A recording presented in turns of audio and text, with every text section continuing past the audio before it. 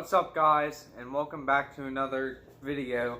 Today we'll be talking about tanks.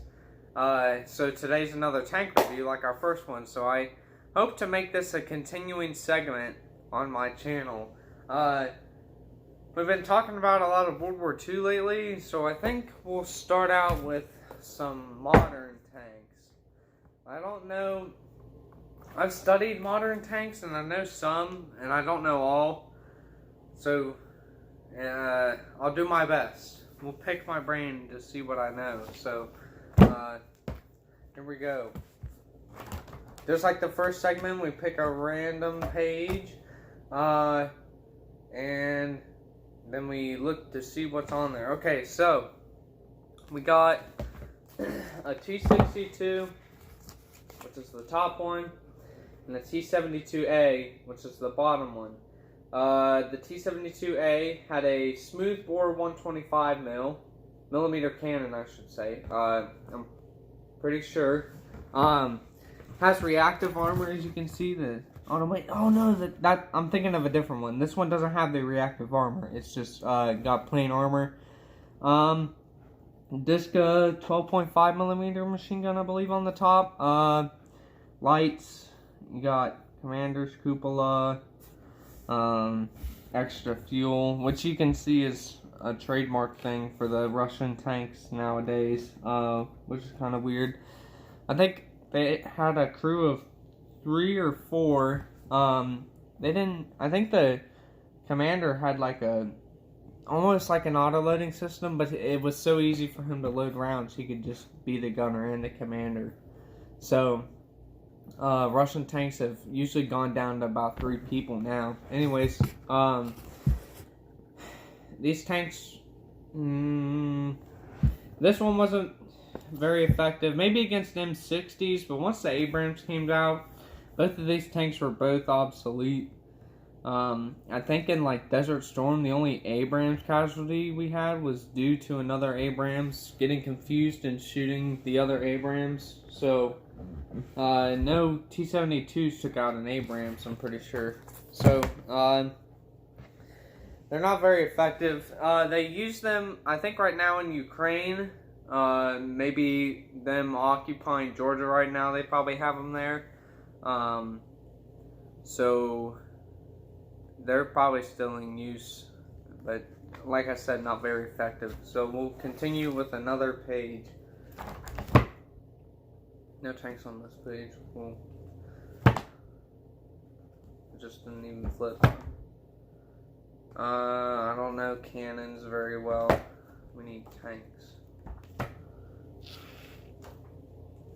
Don't know anything about those. I'm trying not to look. Random flipping. Okay, well, here's the picture. Okay, so this is a Russian anti-air battery. I believe this one's called an AZU. I don't know the numbers, but I'm pretty sure it's referred to as an AZU. Pretty sure. So right here, it looks like it was blown off, but there's usually a radar dish or something, and then it would be detecting for aircraft, and that the turret had an automated computer. I'm pretty sure it would automatically shoot at jets. The crew mostly had computers down in the hall where they control it, I'm pretty sure, from my knowledge. So, that's all I really know about that. We'll keep going on. I don't know anything. See, this is why I don't like doing the modern tanks. I don't know a lot. Oh, shit. Oh, we hit the end. Okay, we'll restart. We'll go backwards this time. Okay, Vietnam. Keep going. Okay, the Walker Bulldog. This was... Sorry. Shit, if I don't focus. I may not have good lighting. This was an American tank during the Cold War. I think came before the M48 patent. They were light and fast, had an auto-loading gun, crew of 5. The gun millimeter was probably 90 mil. I'm not gonna look. I don't know if they were good tanks or not. I don't think... I know they were in Vietnam, but I don't know combat records of them. That's the problem. That's World War II. We're not there yet. Okay, we got some tanks we can do here. Alright, I know most of these. These are my hometown favorites. Hometown is in America. You got your M60 or M40. No, just M60. It's the M60 main battle tank. First variant.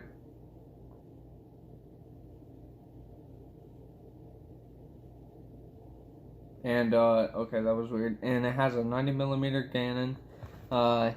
Looks like it's got an M60 on top, which is weird. Usually they had 50 cals and cupolas, but that may have been a later model. We'll move on. We got the Airborne Sheridan with a 152mm guided missile cannon. And this one does have a 50 cal. The armor, though, on this was only like an inch thick, so... Or not even that. I think it was lighter than that, so like heavy 50 cals could probably go through this. I don't know if they were ever effective. I don't know the combat record. These are A113s, I believe. IFVs, infantry fighting vehicles. They would carry troops, defend them with a 50 cal. Later models had a little cupola for the 50 cal to protect them. So, yeah. We'll move on.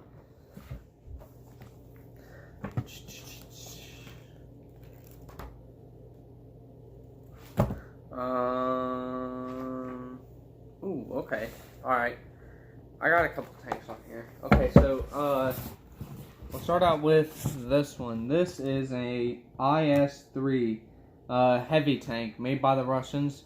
Disco 12.5mm on the top. You got your 122mm cannon. Don't know what model though. Maybe a D33, I'm pretty sure. Maybe. You had your IS-152, Disco 12.5mm, 152mm cannon, don't know what model. These are actually Egyptian army tanks used probably in the 6-Day War against Israel. These were probably modified to work better in the sand. We'll look over here. We got an ASU 157. Or no, ASU 57, sorry, I'm being stupid. It's got a 90mm. This was an airborne tank, light armored, hull mounted gun, so it had no turret. We'll move on. Oh, hang on. I like this page. Okay.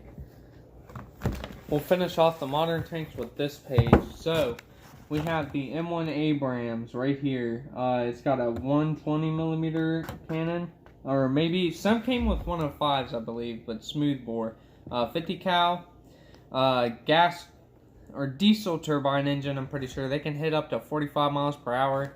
Some type of uranium mixed armor, I believe. I'm pretty sure it's still classified. Anyways, this is the M60 I was talking about. This is the super light model with that cupola, light to search in the jungle, probably, and then the 105mm. Then you got your M3 Bradley, or maybe M2. This might be a really early model. Don't know the caliber of that automatic gun. I know it's a chain gun, so I don't know the caliber though. Infantry fighting vehicle. It could carry troops. Really late models, like nowadays, have anti-tank missiles on the tops of the turrets, so they're actually pretty effective. We'll move on though. Let's do some German tank. Well, yeah, we'll probably get a German tank, but let's do some World War II tanks. I'll show you. Oh, I'll show you guys from yesterday. I can find it. I don't know where it went. I kind of slid those books off. Shit. Oh, here it is. Alright, so this is a Panzerfaust. Focus. This was the rocket-propelled grenade I was talking about in yesterday's video that the Germans would use in the Battle of Berlin. And before that as well. They had it before that. I think they made like 1.2 million of those. They were really cheap. It was some crazy number. But, it can, pen IS-2 armor, like straight on. No problem. I don't know the exact millimeters of penetration. I want to say like 120 and up. It could go right through. So, there's that. Alright, so we'll pick a random page out of this. I don't know anything about ships. I need to do that. Okay. Hang on. Alright. The most... I'm not even going to say it because people move that off. Anyways, we got the Tiger tank and King Tiger, or the Royale Tiger, as the British would say. So we'll start out with the Tiger tank, 88mm cannon, 4 inches of armor on the front, non-sloped, horrible suspension, and we get jammed all the time. The engines were prone to breaking down. Well, no, sorry, the tracks were okay. They were just, if they did break, it was hard to fix them. So, it basically became a sitting bunker. Same with these. These tanks were humongous, if you've ever seen one. I've seen one in real life. It was ginormous. Larger 88, K-Waffen 88. I don't know the exact specifications and stuff. MG34 or 42 probably. MG32 on the top, which is weird. Usually they were MG42s by this late in the war, but that's those. We'll move on. So we have, I would say, one of the best tanks of the war. We all know who the best tank is. The T-34, obviously. It's freaking amazing, guys. You know it. So, this is a Panther. This is what I consider one of the best tanks, although it did have its flaws. The transmission's in the front, which was kind of a problem if a shell would go through there, possibly. Late war, most Allied guns had been improved to higher calibers, so probably pinned that. But, going back to the Tigers real quick, they had their transmissions in the front, and like I said yesterday in the video about Kursk, the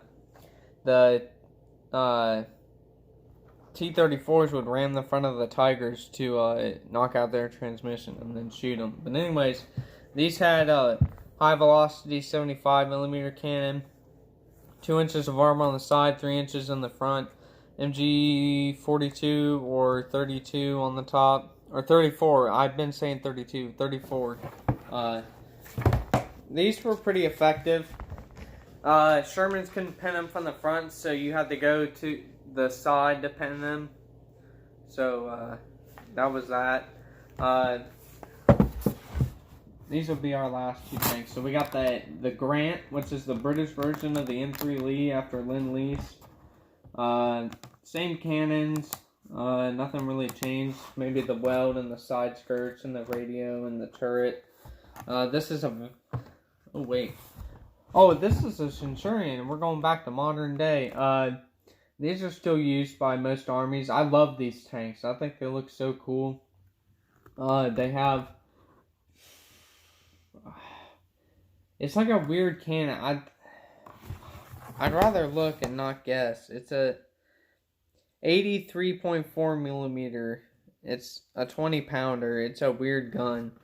But I love these tanks. I just think they look cool, and they did a good service and stuff.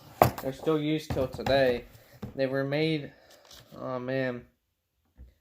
I forget. It was a long time ago. I don't remember. But yeah, I think for today, that's going to be all, guys. So, I hope you have a good rest of your day, and see you later.